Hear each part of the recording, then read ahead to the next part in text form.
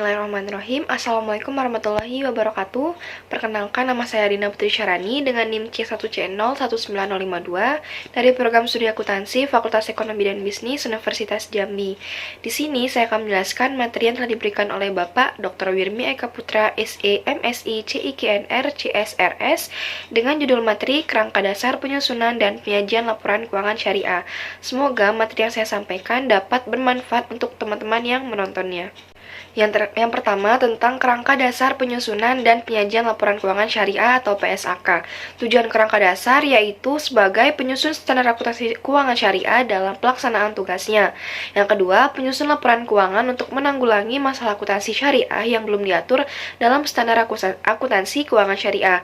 Yang ketiga, auditor dalam memberikan pendapat mengenai apakah laporan keuangan disusun sesuai dengan prinsip akuntansi syariah yang berlaku umum atau tidak.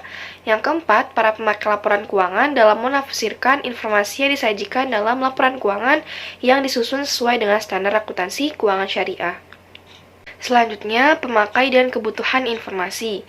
Pemakai laporan keuangan meliputi yang pertama investor sekarang dan investor potensial, yang kedua pemilik dana card, yang ketiga pemilik dana syarikah temporer, yang keempat pemilik dana titipan, yang kelima pembayar dan penerima zakat, yang keenam pengawas syariah, yang ketujuh karyawan, yang kedelapan pemasok dan mitra usaha lainnya, yang kesembilan pelanggan, yang kesepuluh pemerintah serta lembaga-lembaganya, dan terakhir masyarakat. Selanjutnya yaitu paradigma transaksi syariah. Transaksi syariah didasarkan pada paradigma dasar bahwa alam semesta diciptakan oleh Tuhan sebagai amanah kepercayaan ilahi dan sarana kebahagiaan hidup bagi seluruh umat manusia untuk mencapai kesejahteraan hakiki secara material dan spiritual atau al-falah. Asas transaksi syariah yang pertama ada yang persaudaraan atau ukhuwah, yang kedua keadilan atau adalah, yang ketiga kemaslahatan atau maslahah, yang keempat keseimbangan atau tawazun, dan terakhir universalisme atau syumuliyah. Selanjutnya ada karakteristik transaksi syariah. Implementasi transaksi yang sesuai dengan paradigma dan asas transaksi syariah harus memenuhi sejumlah karakteristik dan persyaratan. Antara lain, yang pertama yaitu transaksi hanya dilakukan berdasarkan prinsip saling paham dan saling ridha. Yang kedua, prinsip kebebasan bertransaksi diakui sepanjang objeknya halal dan baik atau thayyib. Yang ketiga, uang hanya berfungsi sebagai alat tukar dan satuan pengukur nilai, bukan sebagai komoditas. Yang keempat, tidak mengandung unsur riba. Yang kelima, tidak mengandung unsur kezaliman, dan terakhir tidak mengandung unsur maisir. Selanjutnya ada tujuan laporan keuangan. Tujuan utama laporan keuangan adalah untuk menyediakan informasi menyangkut posisi keuangan, kinerja, serta perubahan posisi keuangan suatu entitas syariah yang bermanfaat bagi sejumlah besar pemakai dalam pengambilan keputusan ekonomi. Bentuk laporan keuangan yang pertama adalah posisi keuangan entitas syariah, yang kedua informasi kinerja entitas syariah, yang ketiga informasi perubahan posisi keuangan entitas syariah, dan yang terakhir ada asumsi dasar. Yang pertama ada dasar akrual dan terakhir ada kelangsungan usaha. Selanjutnya di sini ada karakteristik kualitatif laporan keuangan.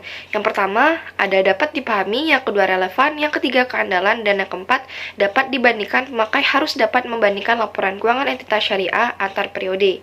Selanjutnya ada keandalan informasi yang relevan dan andal. Kedua informasi yang relevan dan andal terdapat dalam hal sebagai berikut. Yang pertama tepat waktu, yang kedua keseimbangan antara biaya dan manfaat. Selanjutnya ada unsur-unsur laporan keuangan, yaitu ada komponen laporan keuangan. Selanjutnya ada pengukuran unsur laporan keuangan. Yang pertama ada biaya historis atau historical cost, yang kedua ada biaya kini atau current cost, dan yang ketiga ada nilai realisasi atau penyelesaian atau realizable atau settlement value. Yang selanjutnya ada laporan keuangan entitas syariah atau dalam PSAK 101 revisi 2016.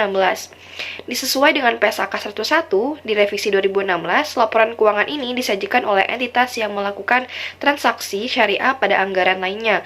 Terminologi dalam PSAK ini dapat digunakan oleh entitas yang berorientasi laba.